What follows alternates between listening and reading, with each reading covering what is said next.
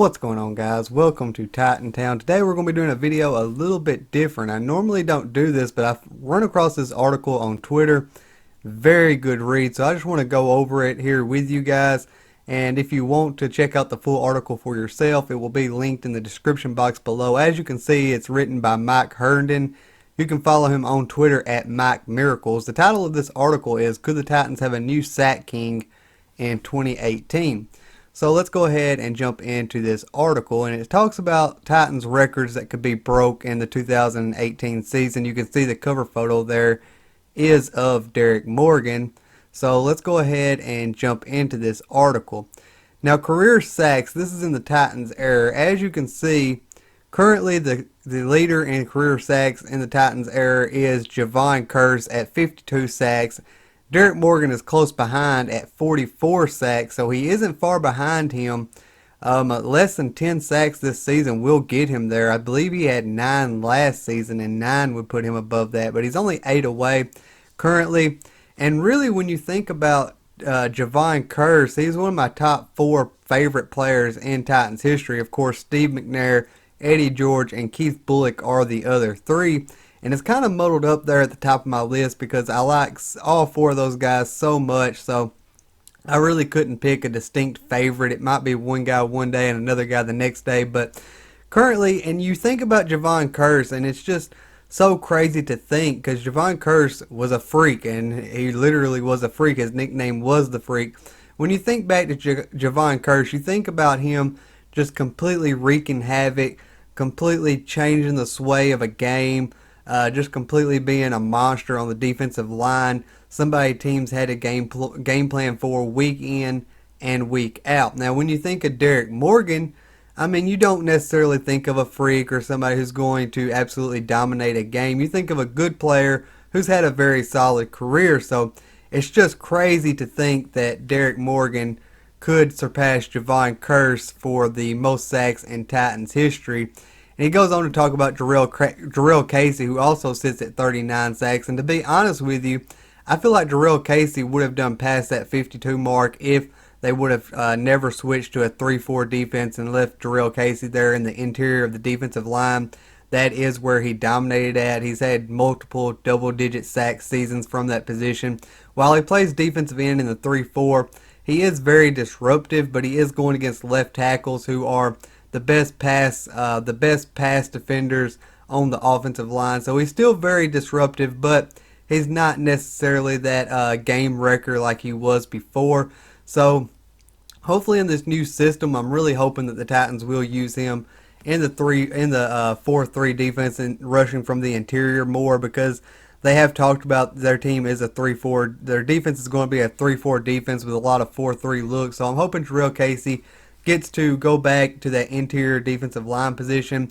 You saw him in the Pro Bowl. He was arguably the best defensive tackle in the Pro Bowl, especially those first couple of drives. He just completely destroyed the other opposing team. I think he had 2 sacks on the first drive. I can't remember precisely. But then the next record is Pro Bowl appearances. The record sits at 3. Chris Johnson, Jarrell Casey, Javon Curse, Bruce Matthews, Steve McNair, Kyle Vander Bosch, and Delanie Walker all have 3 appearances. Of course, Delanie Walker and Jarrell Casey currently do sit at 3. And both of those guys, if they make the Pro Bowl again, could go ahead and break that record. Both of them be tied at 4 for the most Pro Bowl appearances. And it's a real possibility, especially Jarrell Casey. He's not putting up the stats that he was before, but he still made the Pro Bowl, and I expect him to have a bigger year if he does get to play from that interior defensive lineman position.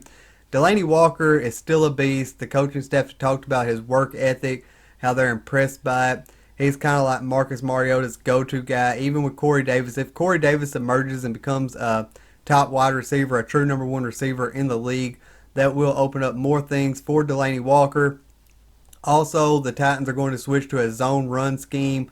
Should be more options, should be a lot more dump offs, and that's where Delanie Walker will shine.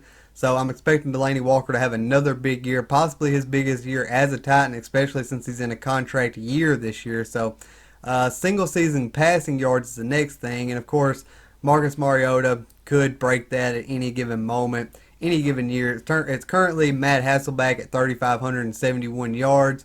He did that back in 2011. I think the next one is also single season passing touchdowns. That was from George Blanda. That's a franchise record, not a Titans era record, who had 36. And of course, Marcus could pass that at any given moment. Single season receiving yards is at 1303, Derek Mason. And that, I think Kendall Wright came close with around 1,200 one year. Corey Davis is a better talent than Kendall Wright. There's no argument about that. But we don't know what Corey Davis's role is going to be just yet. So I wouldn't necessarily call him a challenger at this point in time. But it could certainly be done. Corey Davis should have a big year. He's coming in healthy. We've seen what he can do. We've seen some flashes throughout the season. He had some good catches in the Raiders game. Had a big game against the LA Rams. Really showed out in the playoff game against the New England Patriots, catching 2 touchdown passes from Marcus Mariota. So he could pass that record. The Titans do have some other options, so he's not just going to be eating up targets like a lot of wide receivers do.